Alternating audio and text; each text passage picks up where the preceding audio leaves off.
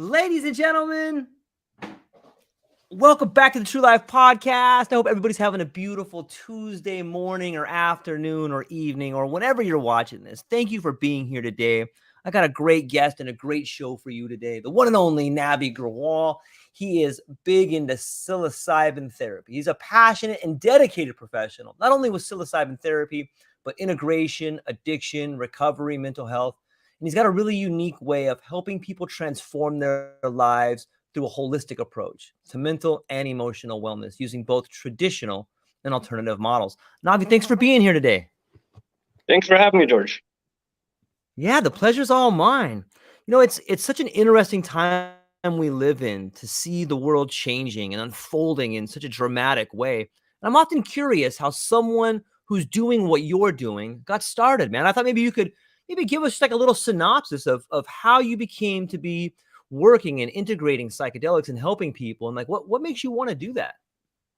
Yeah, I guess how I got started. Unfortunately, my background wasn't necessarily the best. I've I had a lot of addictions in my past. I've had a lot of injuries. I've had PTSD. I've had 7 8 surgeries, open heart surgery, car accident, a traumatic brain injury. When I was hit by a drunk driver when I was 7 years old, another car accident, and I kind of got into all of this accidentally through my first real introduction into any plant medicines was through cannabis.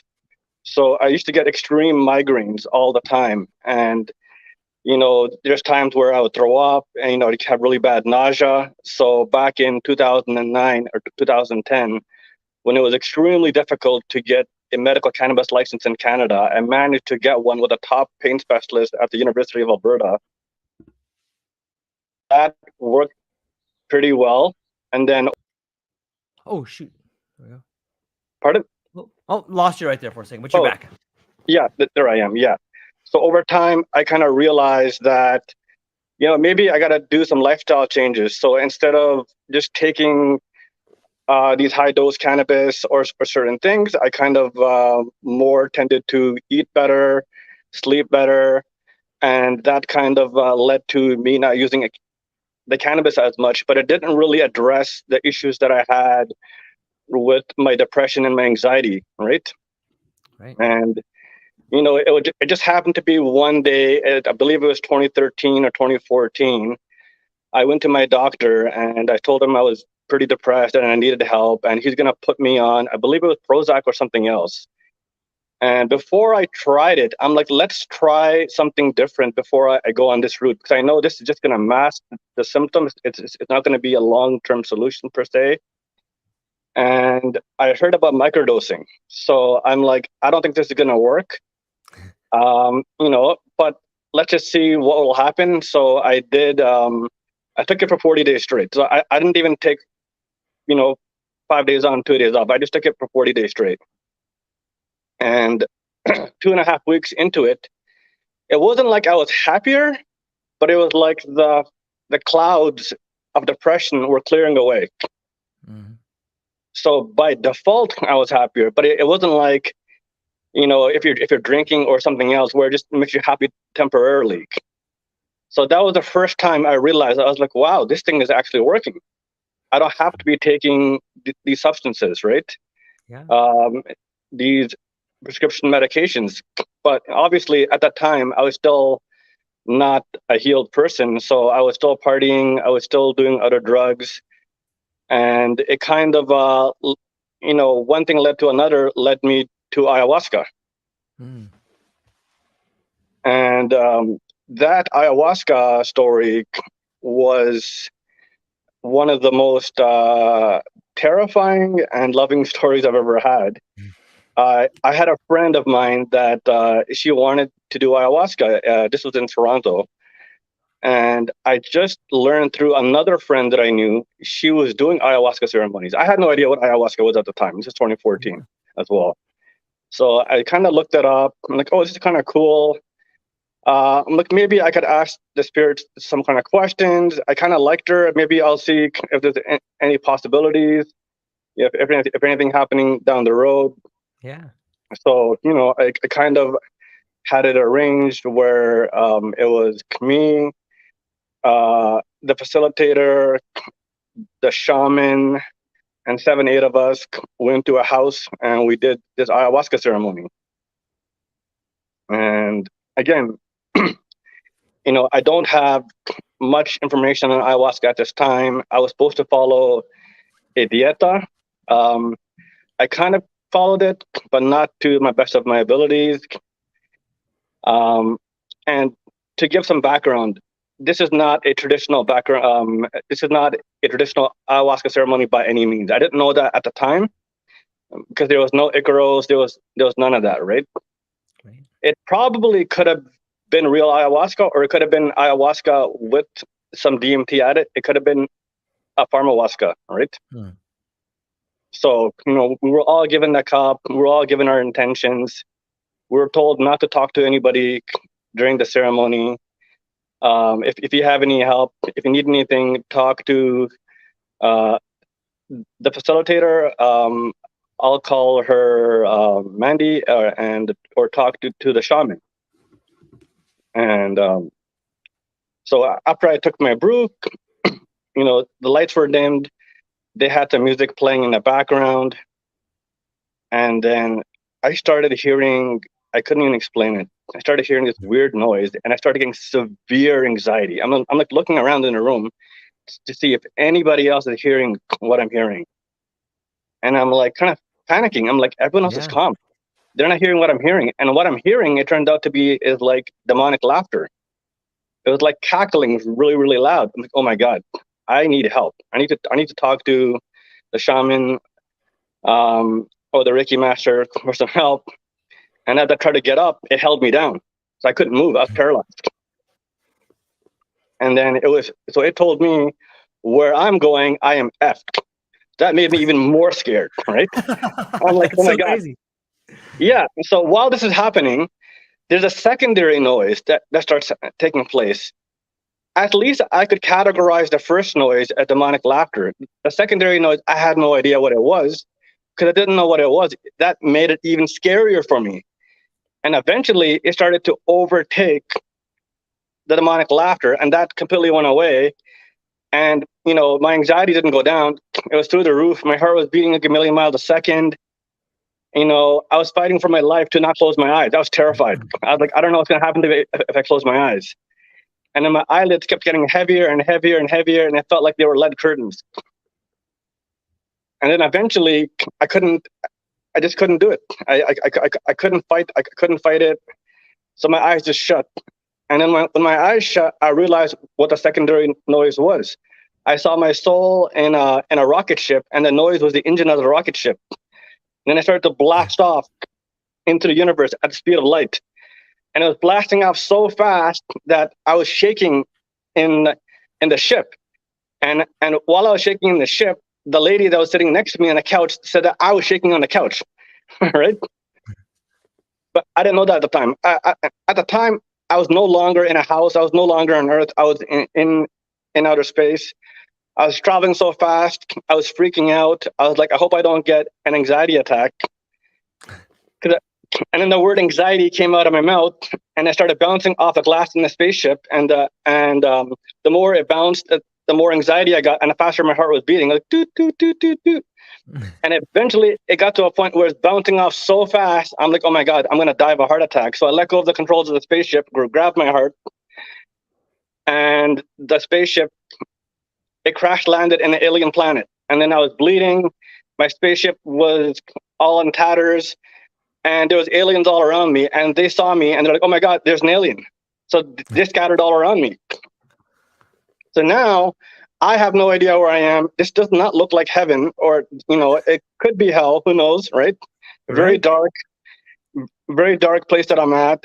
And they're all fighting over my corpse, or what's left of me. Some are 9 feet tall, some are 3 feet tall, some were able to download my memories. So I'm like, hey, good beings only. And they were laughing at me. They're like, you're our property. We could do anything we want with you. So at this point, I'm freaking out. I don't know how much long I have left. There's a power bar above my head, almost like a video game. The more and more it goes down, the more and more it's closer to death I am. I'm contemplating how my parents are going to have my funeral if they can't find my body. And at the last second, when the bar just hits zero, this beam of white light comes down through my crown chakra and lifts me off the ground. And these beings, and they scatter all around me because they're terrified. And then I realize it's God or the creator, but I'm very upset, at this point still. I'm like, you couldn't have come 5 minutes earlier? I'm like, you have to wait until the bottom of the night, 3 balls, 2 strikes, right? It didn't say anything. And then it just started to lift me off the ground. And then everything was erased. And then it was just pure white light, and I was floating to the creator. It wasn't saying anything, but I kind of knew what it wanted. And so I was pleading with it. I was like, please, you've already taken everything from me. I don't want to lose my memories. And then I realized I just have to give in. And then eventually I just let go. And then I awoke. It was almost like we're living in a dream.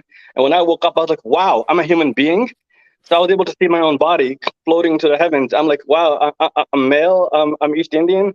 I'm looking at my body like in amazement, like I had just woken up from a dream. And then it erased every single cell of my body until there's one cell left, and it started to tear that apart faster and faster and faster and faster and faster and faster with such clarity. I don't know how I was able to see it. And eventually, when there was nothing left, it told me that love bonded everything else in the universe. And then I started crying. And then I was wondering, like, how am I crying if I don't have a body? Right? And then eventually I was transported into another dimension, and the spirit of ayahuasca is like, now that your ego has been broken, now we can give you lessons. So it had broadened the spirit of every single drug that I had been using that year.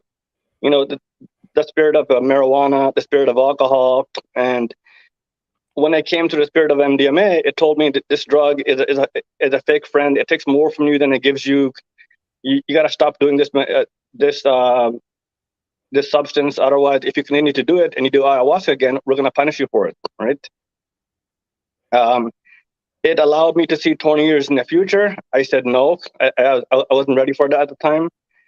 It allowed me to ask any question in the world, in the universe, and it'll give me the answer on the condition that I won't remember what I asked, and I won't remember what the answer was. So I couldn't tell you what that was. And then eventually, what happened was I finally realized I was in a house. I finally realized there's people around me. And I had the ability of telepathy. Anybody that I wanted to talk to would come up to me when I asked for it, and they would ask me how I'm doing, certain things like that. And then the spirit of ayahuasca was leaving my body, and it was like, "We're leaving your body. Do you have any last questions?" I'm like, "Oh, what are the odds of me and so and so getting together?" And we're like, "We can't tell you that because it's not from the heart. But if you want to know long term, we can tell you that." I'm like, "Sure." And then it actually showed me that the lady that was next to me, we had a 90% chance of getting together in June. So I was able to look at everybody. It was really strange. I was not, at this point, I was not seeing anything, but everybody had a percentage on their chest. So that was the long term, where I could look at them and see what the long term potential was. But I could peel back the graph. So this is in March 2014. So if I expanded it to June, I could see if it goes up or down. So the person that was next to me, we're 90% in June. I'm like, oh wow, that's strange. And we ended up falling in love at a festival in June that year.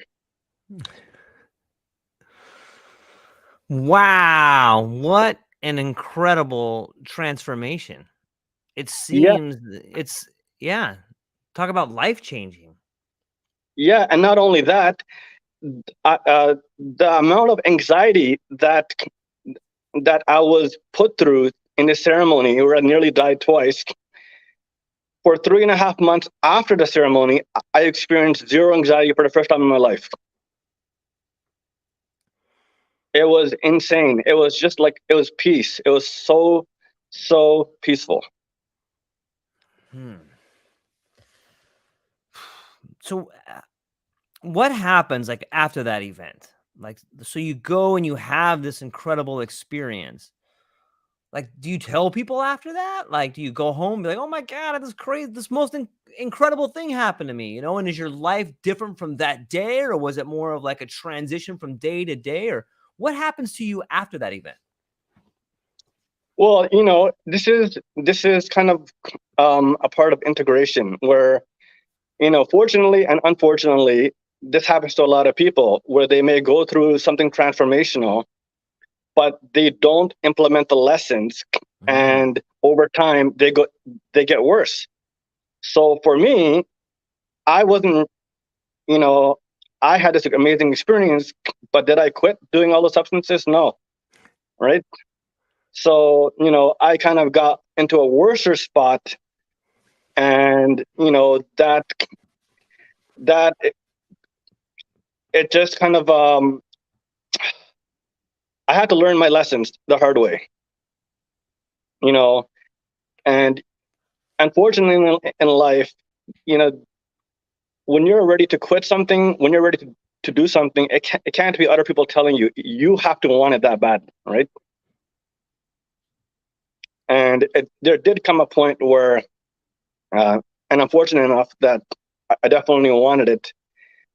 And that was 2018, where a friend of mine, was telling me my behavior is erratic, from all the partying, from all the drugs and everything else.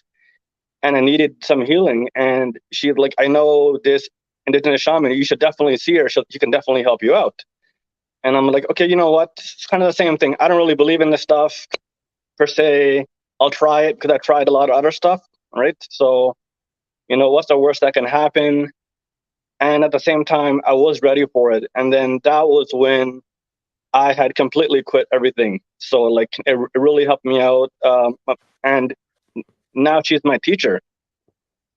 And that was when she told me my medicine is psilocybin. And I'm like, psilocybin. Mushrooms, I hate these guys because every time I do them, they never shut up. They always talk to me. And that was when she was like, you have to do it in a ceremonial setting. And that's when things changed for me.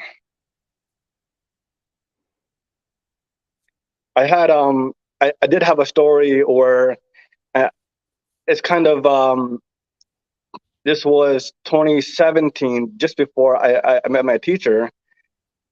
I had some medical complications, and I had to actually get circumcised. And it was very, very painful and very, very, very traumatic. And it put me in a very bad depression. And I went to this festival. I did 5.5 grams of mushrooms on a 1.5-day fast. Not necessarily the best thing to do, but at the same time, those are the kind of things that really kind of can overcome trauma. And I literally, I realized I had made a mistake at the time. At the time, I thought it was a mistake, but it wasn't really a mistake.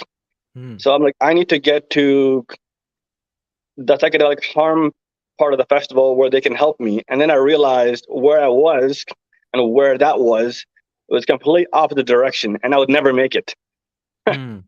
So I just found a meadow, and I just collapsed, and I just died. My ego died. And then I was born, and I saw myself in a womb of a fractal chamber, and this goddess came with a bow and arrow, and the tip of the arrow was its mini heart. And she turned to the side, and it turned to a million of her, and she fired this bow into my body, and then it just healed me. And then I woke up, and then I was born into the mushroom realm where I was a baby now, and these mushroom goddesses were feeding me. They're breastfeeding me, and I'm like, oh my God, what's happening to me? Where am I? And they're like, do you know where you are? Do you know who we are? We're your family. And then I was like, I wanted to say F no, but I was a baby, so I was like, right? And then they kept feeding me, and then I realized at the end that was me nurturing myself too. And then I grew up, and then they were giving me healing all over my body and everything. So at the end of that ceremony, everything was healed, right? So when I started doing mushrooms in a ceremonial setting in 2018, they would always tell me, like, you're our family, so I was a part of the mushroom family. I wasn't even like someone doing mushrooms. I was like, I would say like their son, or it just kind of there would be a female mushroom spirit, a masculine mushroom spirit, and they would all give me advice and love. What kind of advice did they give you? Oh yeah, so this comes into um so how would I say this? So in you probably heard of this before. In plant medicine ceremonies, especially ayahuasca, there's a lot of dark arts that's involved, a lot of psychic attacks.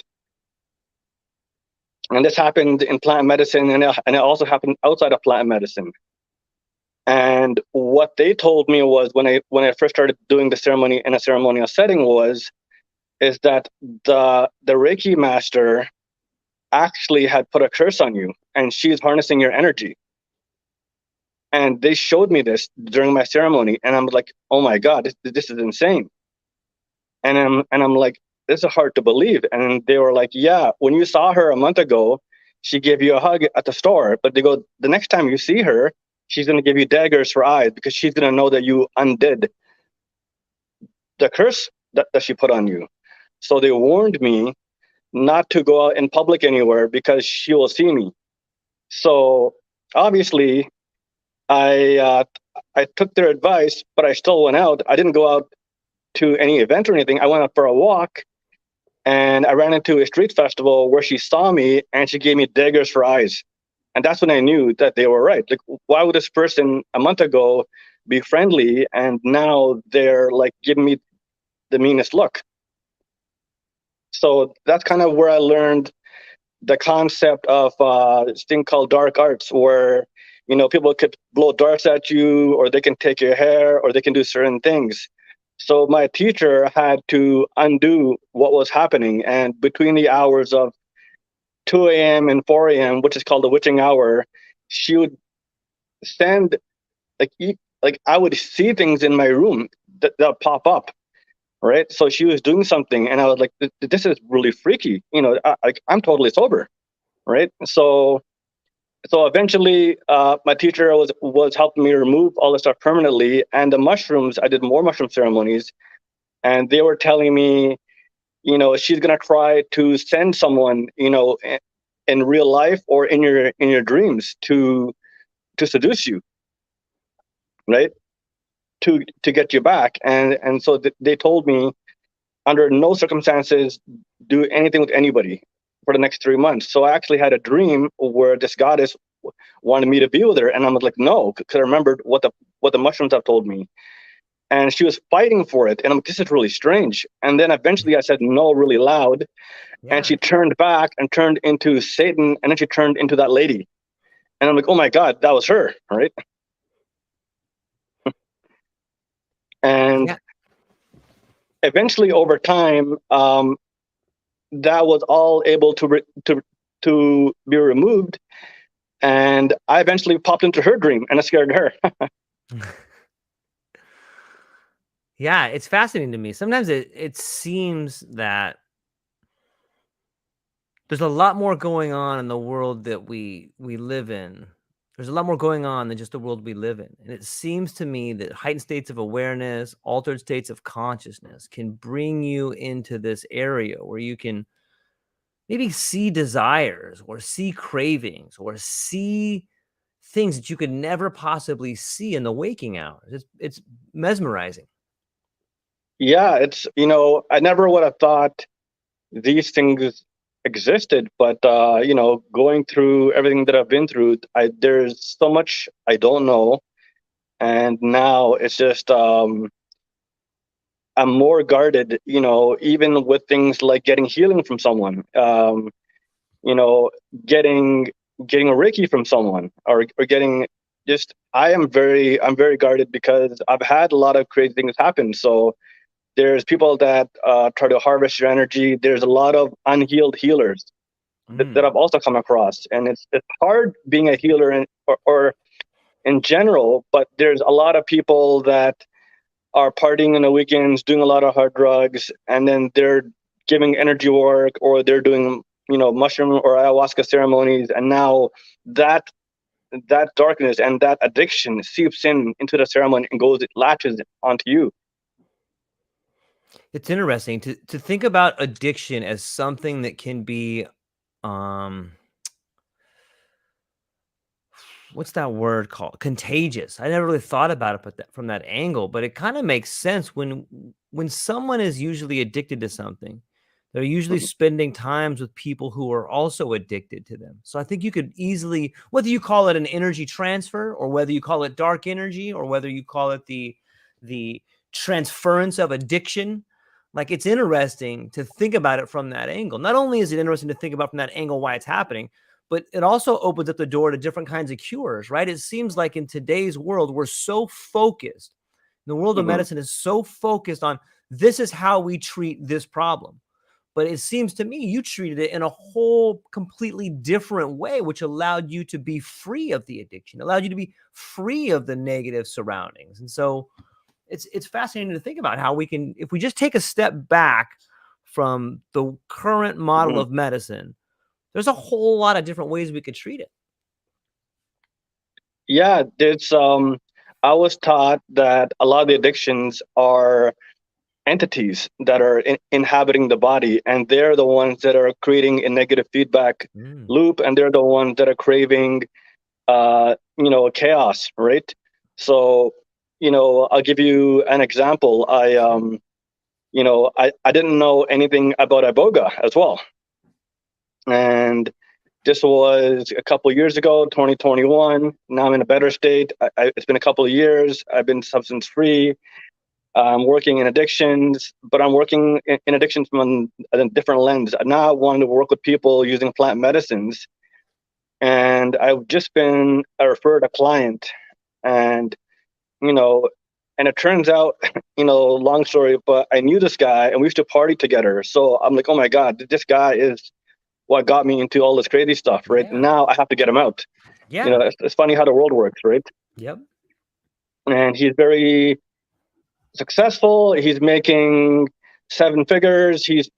But he's spending like $30,000-$40,000 a month on addictions and partying and drugs and women and everything, right? So I talk with him on the phone, and I make it clear to him at this point. I'm like, my goal, if I were to do this with you, is you need to do iboga. After I researched it, I'm like, he is the perfect candidate for it. So he hired me almost like a sober living coach slash auditor. So I had to stay with him for 6 weeks. The first week or a week and a half, I had to do an audit of how much money he was spending, where it was going, the kind of people that are in his life, who the enablers are, what his triggers are, everything, right? I'm like, me saving him money over the 6 weeks of living with him is going to pay for me there, right? So that was my pitch to him, right? you know, and he's this individual, you know, was um, the people in his life were crazy. He had just gotten out of a long-term relationship, so he was spiraling out of control. I managed to give him his first plant medicine ceremonies. I did two mushroom ceremonies for him. He was terrified of it, and then afterwards, it really opened him up to the potentiality of doing iboga. But he still wasn't saying yes, but he wasn't saying no either. And during that time span, I got him to say yes to iboga, and he's like, I'll do it under one condition." And I'm like, "What's that?" And he's like, "You got to do it with me." I'm like, "Okay." I'm terrified of iboga too, and at this point, I'm like, I don't really need it because I don't have any addictions, but also the psychonaut in me is like, this could be exciting because I've never done something like this before. So I said yes to him. We agreed to do the ceremony. And then before I moved out, I hired a house manager for him to take care of everything so that everything is good. And then the week leading up to the ceremony, unbeknownst to me, because he was in pretty good shape when I left, he freaked out that I guess inside of him, he knew something was on the horizon. And 3 or 4 days before the ceremony, he goes on a bender. And the day before the ceremony, he video calls me and tells me he got shingles outbreak, so he can't go do iboga, right? And then now I'm even more terrified. I'm like, I have to go alone into this ceremony. I'm like, this is nuts. So my heart is like beating out of my chest. I've heard a couple of things going into the ceremony. You know, and when I got there, it was me and 10 other people, and it was so quiet. I've never seen so many people terrified for their life, right? It's just like it was at this, it was at a retreat in this giant barn that was nicely set up, and people were just quiet. I'm just talking to people. The ceremony, we got there at 5 p.m. and the ceremony took place at 9 p.m. And so the person that was doing the ceremony, he, just before it began, he would have everyone go outside. He would smudge them in this giant torch thing, and then he would look at them in the eyes to look at the entities that are in their eyes. And then he had all of us get inside. We were all of us were seated in a circular kind of position. So one by one, he went and got a spoonful of iboga. I didn't know this at the time, but iboga it tastes so bad. It makes ayahuasca taste good. Yeah, I never. It was like to this, just the taste of it is giving me PTSD. I could throw up just by thinking about it. And what makes it worse, he had it's like sawdust. So he gives you this giant spoon, he puts it in your mouth. This is the way that he did it, anyways. And you're fighting back, not puking, because your saliva had to slowly break it down, and you could barely, and you can't drink a lot of water because you'd probably throw it up. So you might have a sip. So one by one, every person had to swallow it, open their mouth, go on to the next person. We're all smiling. All of us are smiling at the person that is struggling until it's our turn. And then, I'm struggling, and we do it again. And then there's a second round. And after the second round, there's a third round. But before that, he makes you stand up to see, where you're at. And at this point, it hit me the hardest. It was hitting me so hard that I couldn't even stand. So he took me to the bed and laid me down. And as I was laying down, it was hitting me so hard that it was like two screens happening, at two TV screens playing in my mind at the same time, the left hemisphere and the right hemisphere. I'm like, oh my God, I need to put on my eye mask. And then I realized my eye mask was already on, right? And what I didn't realize at the time, what I should have realized is that a lot of the people that do iboga are doing it for really, really, really deep healing, a lot of addictions. And so it was almost like a mass exorcism there. So I saw all the entities leaving people's bodies, right? They were being evicted from people's bodies. And because I was the only person there that was not, that didn't have any issues, all of these entities tried to enter my body. It was crazy. So I was basically fighting off these energies from entering my body. And, I had this little practice that I did, that I've been doing for the last 5 years. I mean, now I don't swear anymore, but if I ever say anything, I just say the word clear. And so it just kind of clears it from my mind.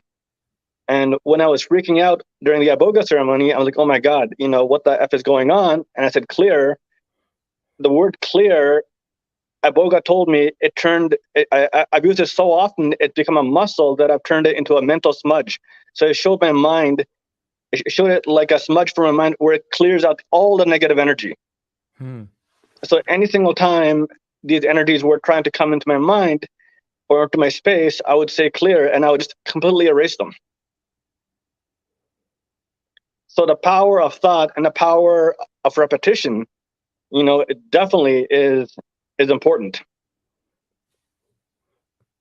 Yeah, Iboga is like 48 hours too, right? It seems like all this was this all happening in the first few hours of this particular. Yeah, yeah. It was my ceremony was, I believe I was out for 36 hours. Wow, And that's a then long it time. showed me the client that was supposed to be with me, and it told me that he has less than 3 months to live. And one of his entities got latched onto me, and I puked it out. And then it showed me it's like when a host is dying, the parasites or the entities in the host, they jump ship and latch onto anyone else they can because they know, right? So I was freaked out. So after the ceremony, I told the client's friend this, and he got so freaked out of what he heard that he paid for a one-on-one session. And this was someone that the client's friend thought would never quit these drugs. He said he's so far gone. And when he ended up doing iboga, like 3-4 weeks after I did it, for the first time in his life, he was free from sex addiction, free from alcohol addiction, free from cocaine addiction, free from everything. From everything. He had out of body experience where he saw himself. He was disgusted with his behavior. He, yeah, and he within the 6 months he changed his life. He got engaged. Didn't even like the taste of alcohol when he even tried alcohol. So it's like it was so profound to see someone that people think is a write-off can actually change their life.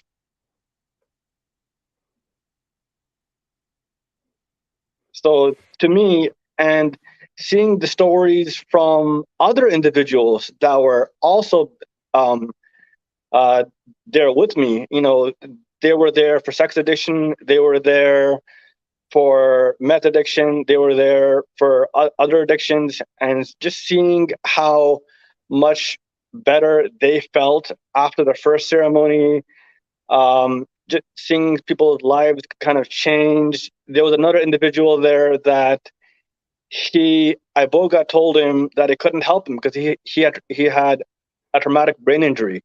So I told him it couldn't help him with that. So I told him he should try mushrooms. Mm.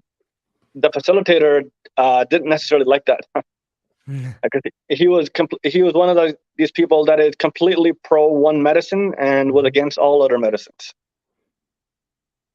I am open to all medicines because all plant medicines are healing, right?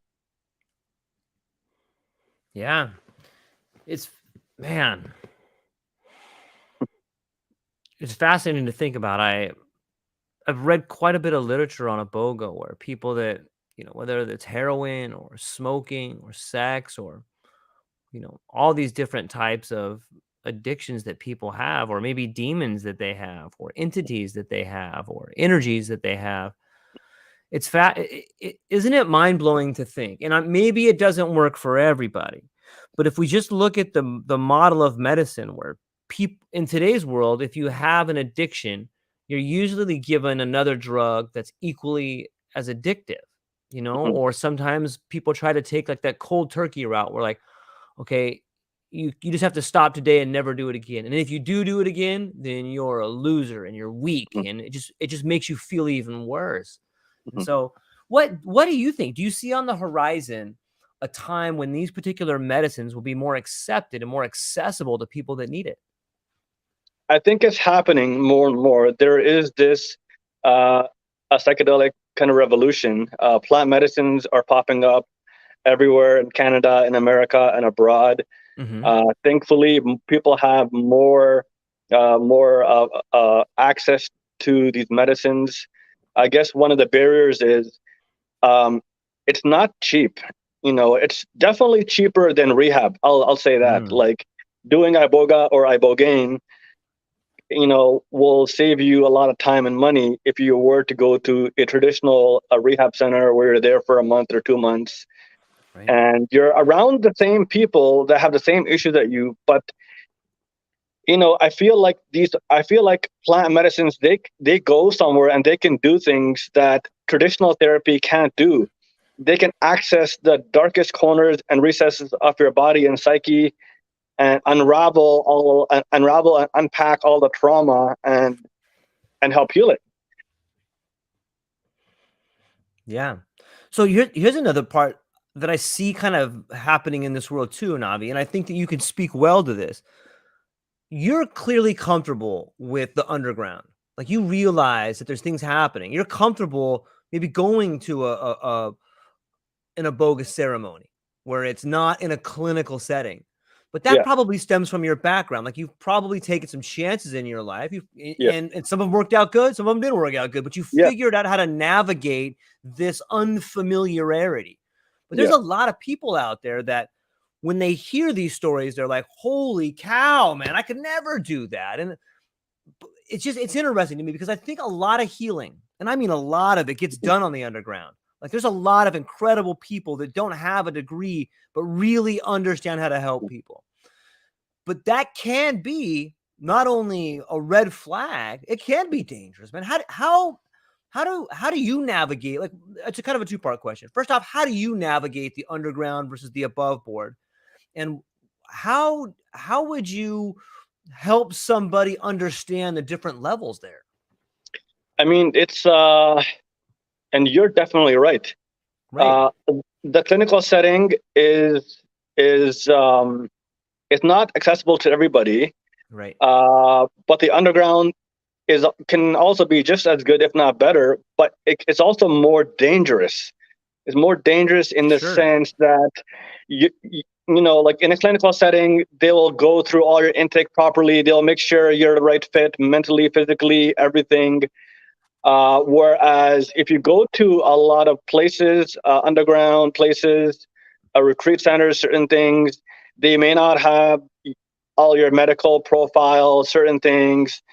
And even if that is all fine, even if medically you're totally fine, there is a lot of, I kind of hesitate to say this, a lot of shenanigans that kind of take place in especially ayahuasca circles, where I've heard of a lot of stories that while under the influence of the medicine, the practitioners, they take advantage of the people that are there, using there's I guess they can manipulate people's energy, put their psychic will against them. There's been cases of people like afterwards kind of under the influence where they give people their money, where the shamans sleep with um, people that are part of the ceremony, or make them fall in love, or they have dreams of them being with the teacher. And too often this happens when someone gets a lot of power, a lot of, Mm-hmm. it kind of gets to their head. They, so it's kind of like a slippery slope, because especially, um, you have to be very careful of, like, you have to do a lot. I wouldn't rush into anything. I would do a lot of research as much as possible. Where the places that you're going, who the facilitators are, things like that, any referrals, because as many good people as there are in the field, there's a lot of stories. There's too many stories, actually, from what I've heard. And it's like one of those themes where maybe people start off as good, but they get a lot of power, a lot of things get to their head.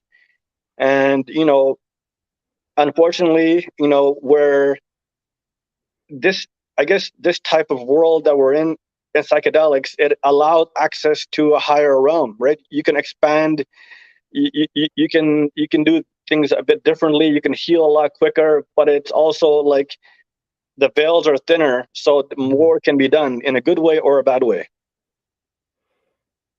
Yeah, at some level, you know, and just like on some level, all of us are susceptible to forces greater than us, whether those are Yeah. good forces, or whether those are evil forces. And, when people talk about set and setting and mental space, you had brought up this idea of corruption. Like, it's so seductive. Like, even in the waking time, even when you're in a regular state, when you start having, sometimes for me, if I'm going through a phase where I got tons of money and I'm feeling good, like I can feel that ego slipping in and I start judging people, and I have to pull myself back and be like, wait a minute, man, I'm the same guy I was a week ago. Now I think I'm all cool now, or something like that. So if you're in a heightened state of awareness, or you're the person who's helping people with the medicine, it's very easily to begin thinking that you're the medicine, or Yes. you're the person that has the power, you're the person doing it. And or even, in the beginning of when you were talking about your ayahuasca story and how you were able to see a number on someone's chest to see the potential of how that relationship may work out. That could very easily be misconstrued into, this person wants to be with me this much. You know what I Hmm. mean? So, like, just a shift in focus, and Hmm. you have so much energy going through you. You may mistake a social cue for a come on versus a friendly smile, or a smile with anxiety. You know what I mean? It's those very powerful states. And I think that is something that people who are seeking help on the underground should definitely be aware of. And it's tough, because a lot of the times, if you're working in the underground, or if you have an addiction and you're seeking help, you may not be able to be in the right frame of mind where you can do a lot of due diligence to be like, okay, I've heard stories about this guy, he seems great. A lot of the times it's, oh, my friend went to this guy and now I can go to him too. Yeah. So what kind of tips or tricks, or what kind of research, or what can someone do? Like, let's say, like, we all have, I think everybody has a friend who has had a meth addiction or something like that. Like, what kind of tips or tricks or ideas or counsel could we give to somebody who's maybe battling addiction and wanting to work on or find some help on the underground? I mean, thankfully now there's a lot more resources. There's a very good site called tripsitters.org. So it has a directory of facilitators and retreats all across the world, right? Mm. So it's also a great resource. There's other ones like Psychable and other places like that. There's a lot more research online. Also, I would, not everybody can quit something in one try. So a lot of the times we get very upset with ourselves where we try quit smoking, say for Yeah. example, and then 2 weeks later we smoke again, and now we think that we're actually worse off. Yep. But the fact that you were able to do it for a week or 2 weeks is a good sign. The fact that you want it, so just knowing that you want to quit, that something inside of you is craving it, that Yeah. should be a sign that you're headed in the right direction. Because if you don't have that, then you don't have anything, right? Yeah. But if you have that, then you can overcome that that love for yourself, that desire to change can overcome anything, right? So I think that is the biggest thing that people, if they have that, then there's many paths to find to get to where you need to get to, right? Yeah. And I And think it's and important to, yeah, go ahead. yeah, and another thing is what I realized is that so the plant medicine is plant medicine. It's healing, it's helpful, but it's also kind of neutral in a sense that, why are bad people allowed to use plant medicine, right? Why are good people allowed to use plant medicine? And I kind of learned this where years ago I bought mushrooms online from a website, and before I took the mushrooms in a ceremony, I made an offering to the mushrooms to cleanse the energy, and I cleansed the space, and I just kind of set and setting. And when I took them, they were very upset because they showed me who was trafficking them, and there was so much negative energy behind that. But because I was able to make the offering and it cleared the energy, that soon dissipated. So a lot of the times, people have to be careful is when they're buying medicine from someone, whether it's a shop or a store or something, if the person is bad, if their energy is bad, that energy is transferred onto the medicine. So I would advise people to just be careful what, whether it's ayahuasca or peyote, just make sure anything that you're getting, make sure that the medicine is good, or clear the medicine yourself, set an intention, put it in your altar for a couple of days, right? So there's different methods of kind of doing this, but like a lot of this stuff is just energy transference as well. Yeah, that's well said. Some people that I talk to or I work with, I often mention to them a really good practice for people, and most people can do this, is that if you can grow your own mushrooms, I think it really teaches you a lot about who you are and the energies that affect you. Because the biggest problem with growing mushrooms is contamination. And it happens all the time, Mhm. right? People that grow mushrooms, oh, this batch got contaminated. And you can see the the mycelium turn green, or you can see the fungus get in there. But I think what the mushroom's showing you is like, look, just like we can get contaminated, so too can you get contaminated. And it's very, very easy. Just being around, being in the wrong room, being subjected to the wrong sort of substances. All of these things can make sure that the mushrooms never fruit into a mushrooming body and they get stuck in this one phase. And I think that shows us like, hey, I'm just stuck in this phase. I can't fruit to my full potential because I've been contaminated. That's the bad news. But the good news is I can just get rid of that contamination and then I can grow again and then I can fruit into a better version of myself. And so I love this idea that you're talking about, the negative energy that comes with the medicine. We don't realize that whether it's the medicine that we bought from some guy that trafficked it from Lord knows where, and Lord knows what happened to it along the way. Like so too happens on our journey, or even our parents' journey. A lot of the addictions, a lot of the things that happen to us or manifesting in our life, sometimes they are a product of what Growing, happened in our parents' lives. yeah, and growing mushrooms, it does teach you a lot. I actually Yeah. had the opportunity to help Nice. someone grow mushrooms. And it's a funny story. One Yeah. time I did about a gram or a gram and a half of mushrooms before I got into the nursery. Hmm. So it was very peaceful. It was at nighttime. My job to help them out was just to pick the mushrooms, to cut them and put them in the dehydrator machine. So I Hmm. would come there at night, but this time I'm under the influence of the mushrooms. And then I'm like, I wonder how I can get the best experience, or people can get the best experience with these mushrooms. So I asked the medicine, uh, how can I make sure that people that use this medicine get the best experience? And then what the mushrooms told me is, when you come in this room, do not be on your phone, do not think about anything negative. In fact, think about someone that gives you unconditional love. And then they were like, think about your friend's dog. And I'm like, oh my God, like I love this dog, Marley. So basically, what they told me to do was, every single time I'm in the nursery doing any kind of work, have my phone on airplane mode and have his photo as a background on my phone, so that when I'm looking at the phone, I see this. So it's just like pure love. And then that love, while I'm thinking about it, while I'm cutting the mushrooms, while I'm handling it, it's transferred over to the next person that takes it. Yeah, that's a pretty good idea for life as well. If you can keep that thought or that pattern in your mind of unconditional love, I think that you will act out that same pattern in your relationships. You'll act out that same pattern in the words you use when you're talking to people. And it's a pretty good meditation to try and keep that pattern in your mind, because as above so below, what we have in here manifests out here. That's a well that is a funny story, but it's a beautiful story too. Yeah, I'm like, what are the odds? Because I was like, I love my family, but Sure. sometimes, like your parents or loved ones or people in your life, they kind of irritate you. So I'm like, who can I think of, or what can I think of that never irritates me, right? So I'm like, oh, a Mhm. pet, right? Yeah.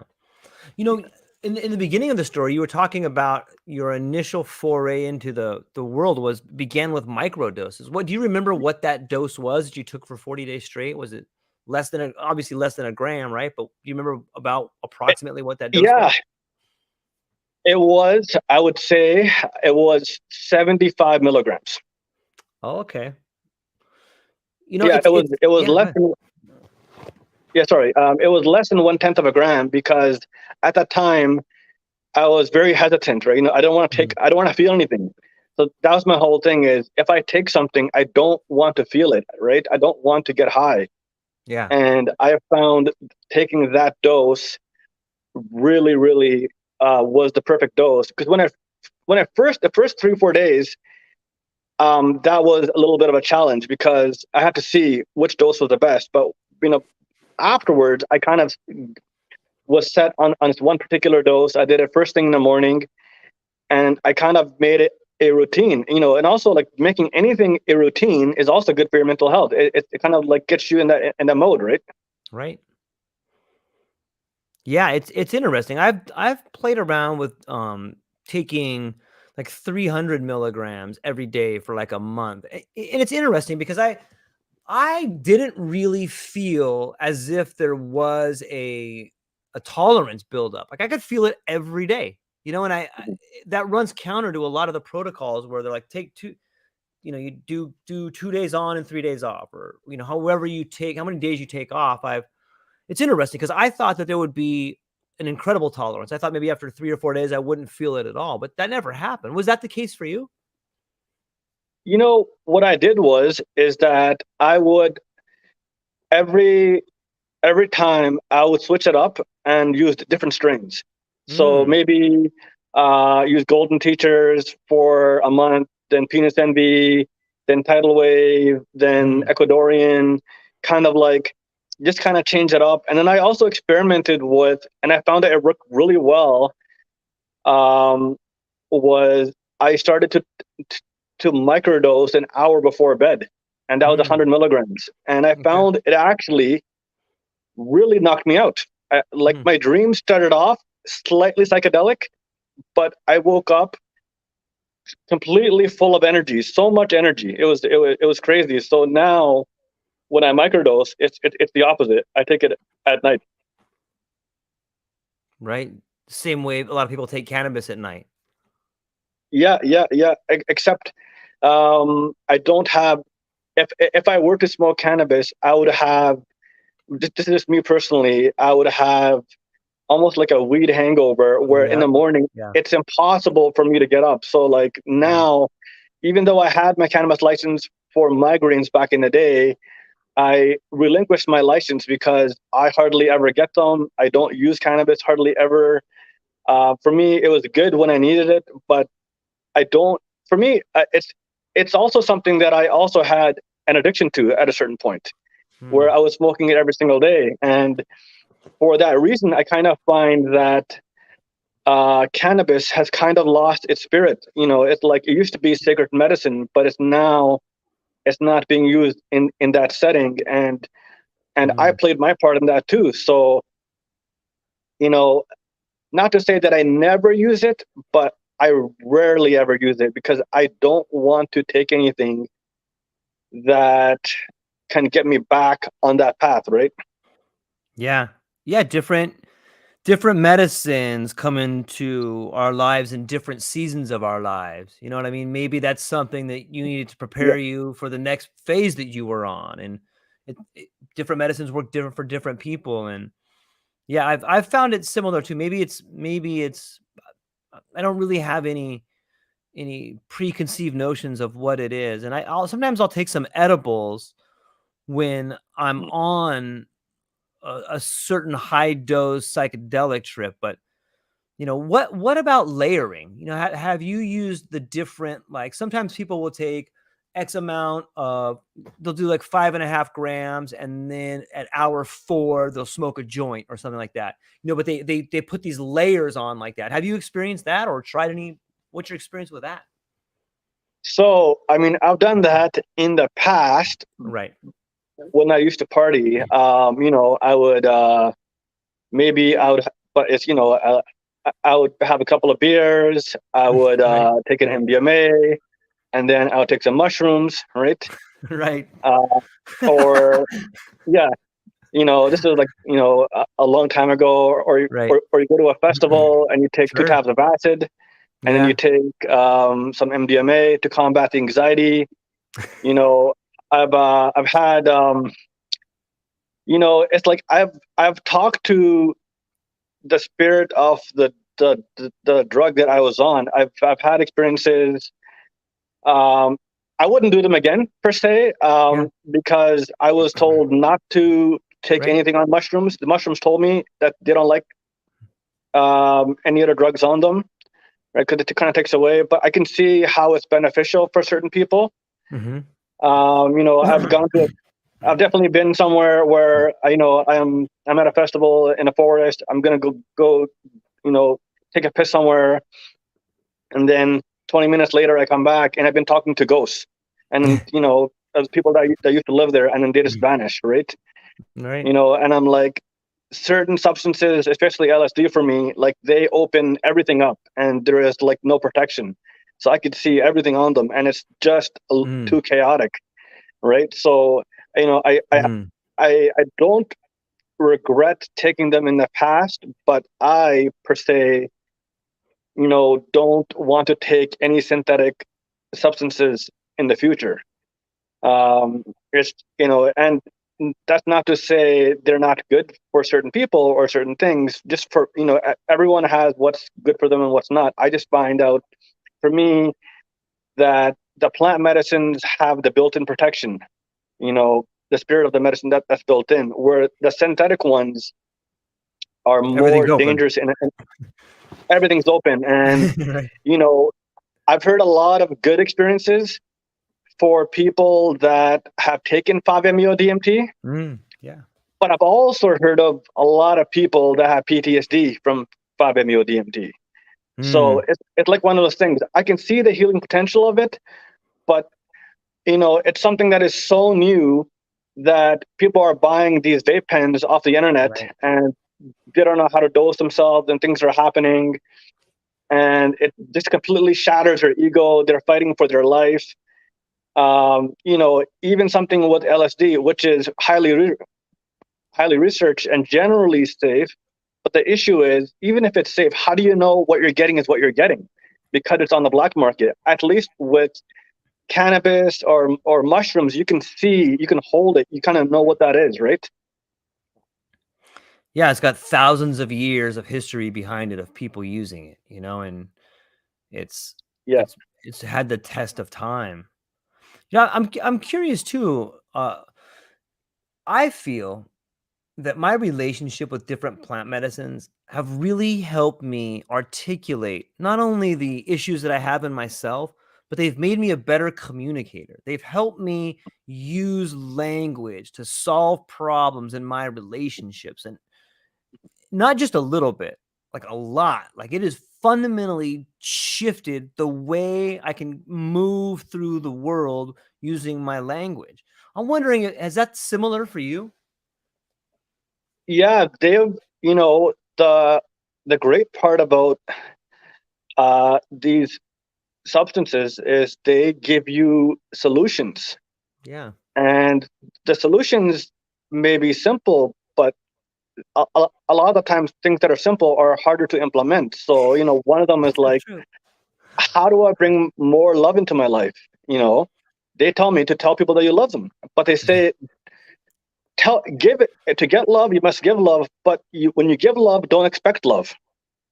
So a lot of the times people do things and they expect something, right? And I'm like, oh, that makes sense. So like I have to give love without expecting it, you know, because when you expect something and you don't get it back, now you're angry, right? So I'm like, you know what? But you have to be genuine. So now I tell people that I love them. I tell people that I care about them. I don't expect it. I mean what I say. Actions speak louder than words. And because of that, it's been working, right? You Yeah. know, what you put out is what you get back. Yeah. It's very well said. You know, this brings up this other question that I've been thinking about quite a bit. Like I'm really thankful for all the medicine that we have. Like I'm so thankful that if we got into a car accident, we could go to the doctor and we could get fixed up. And there's so many amazing people that have sacrificed their life and make their livelihood, making everyone better. And I'm glad for a lot of the modern day drugs like penicillin and people that can go and get a shot that will help them if they have an infection. And we're really fortunate to live in a world where we have achieved so much in the world of health. But one caveat that I think we're working on, and it's kind of odd to me, is that there's a lot there seems to be like sometimes I talk to some doctors that are prescribing things like medicinal mushrooms or cannabis, but they've never done them. And it's interesting to me. I'm not saying it's a negative thing, but I'm saying like it's really strange. It must be a really strange feeling for someone to prescribe a drug or a medication to someone and they really have no idea what it'll do for them because they've never experienced it. Like if I was going to talk to my friend who needed a little push and I was like, okay, I think that my particular friend, and I've done this for friends before that were going through some tough times. You know what? I think if you started off with like a micro dose, 2 days a week, and then once a month you did maybe 3 grams, I think this would change your life. And I think it's manageable. And I think you could do it. And here's how you would do it. And I've seen them do it. And I've seen gigantic changes in their life. But I felt that, and I don't do it often, but I felt that I was qualified to do that because my relationship with that substance has been going on for almost 30 years. And I've also been through similar problems that this person's going through. So I felt qualified to recommend that to someone.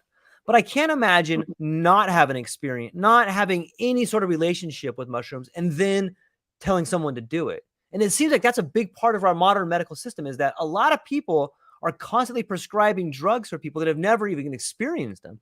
Do you find that weird too? Or is that just me? No, I guess I get what you're saying, because it does make sense that someone is prescribing something that they have never done themselves. So, and this is kind of where it's like, if they haven't done it themselves, then they should refer someone that has done it, because they can, there's good things about having anxiety and there's bad things about having anxiety. The bad thing is you have anxiety, but the good thing is I can tell people how to do the medicine that is also anxious, preparing for it. So I'm like, every single time I do any kind of plant medicine, it is like, oh my God, I have to surrender. And that's the hardest part, right? Yeah. Surrender. What dose can you give them, where you have to give them enough where they can break through, and not, if they take too little, then they can be spending their entire time fighting what's coming up. So all these things, the doctor is not going to know if they have never taken it, right? Yeah. So I think it's a good thing that they're even giving it, but I think that maybe they should send a referral to someone that can actually help guide them through the process, that has been through it, right? So it's a two-part system, right? Great. Yeah, maybe that, I was looking through some of the, it's such a fascinating time to be alive, because right now they're building the groundwork, they're building the framework for people to go to these centers, and there's coaches there, and maybe there should be somebody, like if someone goes to a retreat center, maybe there should be someone at that retreat center who has gone through not only the ceremony, but gone through the very ailment that the person going there has. So if someone's going there that was a rape victim, maybe they should have a person that was raped there with them. You know what I mean? Like, or someone that has anxiety. Yeah, hey, I've been there. I've done it. Not only have I done the medicine, but I had the exact same thing that you've had. And I want to talk to you before you do it. I'm going to talk to you after. And here's how I did it. I think that sort, it almost brings us back to the ceremonial setting, right? When you spoke about being in a ceremony, like you have a facilitator, you have a group of people there, you have people that have seen these ailments before. Maybe that's the one thing we're missing in today's modern medicine, is the actual ceremonial setting. Yeah, it's the ceremony, it's the intention behind it. It's, in our society, what I've noticed is people are also turning away from certain things. People need to be more connected to the Creator. They need to be more connected to God. They need to be more connected to themselves, right? And so when you do it in a ceremonial setting, you're inviting, that to happen, right? You're inviting the healing. You're inviting all these processes. You're creating a sacred space, a safe container, things like that. And it's hard enough to do the medicine on its own, but it's better in a way when you're doing it with other people. Like I often do, when I do medicine, I do it alone. I have no music, I have no distractions, I have no lights. I just completely, because the whole life is a distraction. People are always playing music. People are always having these things on. I am like, this is my time to. I don't want to have any music. I don't want to have anything. But you had brought them layering. So once in a while, if I'm doing a ceremony and it's very intense, it's just a come up for me that is very intense. That's the part that I don't necessarily like. So what I can do for that, I don't know if you've heard of this medicine called Sanenga. I'm not real familiar with it. No. It's it's these it comes from the Amazon. It's these drops they put in your eyes, and it burns like hell. It feels like there's like a forest fire in your eyes, and then your eyes are much more clear and you can see better. And apparently the drops are antibacterial, antimicrobial, and so I've used those drops in conjunction with my psilocybin ceremony. So when I'm going through something that is really difficult and I can't focus, then I just lay down and put the drops in my eyes, and the pain is so intense from the drops that the only thing I can do is I have to breathe, because that's the only way to get through the pain, that I forget about everything else. So, and that's where I'm like, oh, breath work. Breath work is very important. So if you can do breath work, doing a ceremony, you can definitely get through anything. There's also this Amazonian snuff called Hape. Are you familiar with that? I've never done it, but I've heard about it. Maybe you can tell the people about it. Yeah. So the Hape is you can either blow it, you could either put it in yourself, or you have someone that would give it to you, and it has tobacco in it amongst other ingredients. So every tribe has their own recipe, and it is meant to ground you. So if you're feeling ungrounded during a ceremony, it can help ground you. Or it's also used in ayahuasca ceremonies to help induce vomit. So it has multiple applications. Yeah, it's interesting. That's something people you hear about a lot in South America, is like the sacred use of tobacco. It doesn't seem to be something that we talk about a lot up here, at least in the North America. So yeah, I don't know do you use tobacco in ceremonies when you do ayahuasca or when you do mushrooms? I use tobacco. I use ceremonial tobacco. So I will get the tobacco from an indigenous reserve, and so it's untreated tobacco, but I'll use the tobacco as an offering to any medicine that I use, right? And so that's kind of how I use it. I use it as an offering. I use it in a ceremonial setting. But besides that, that's kind of my extent for using tobacco. It's the Amazonian snuff, which a lot of people use. That what I found out about that is it's also very addictive. The tobacco that is used in that Amazonian snuff is 7 to 9 times more potent than the tobacco found in America, right? So, and a lot of the times when we use something, it's like, I guess for me, it's like, does it have addictive potential? Like, is MDMA healing? Yes, it is. Does it have addictive potential? Yes, it does. So I personally don't want to use it, but I know it has the potential to heal PTSD and different traumas. Ketamine is, can it help and heal? Definitely it can. but is it addictive? I know enough people that recreationally use ketamine as well. So it's you have to, people when they use certain substances, they have to know, or they have to be aware of the positives and the negatives behind it. Yeah. Yeah, doing your own research and doing your own due diligence, not only with the substance that you're going to use to try to help you, but also with the ailment you have. Like if you're depressed and you've come to the conclusion that you're depressed, what research have you done on depression to understand what it's doing to you? If it's anxiety, what research have you done on anxiety? Because the more research you do about the thing that's bothering you, the more you can find the medicine that's right for you, or the more you can help the medicine inside you when you take that medicine. Like, hey, this is the thing that I'm working on. Like, and it comes back to intention. Here's this thing that I have that I want to get better, that's broken inside of me.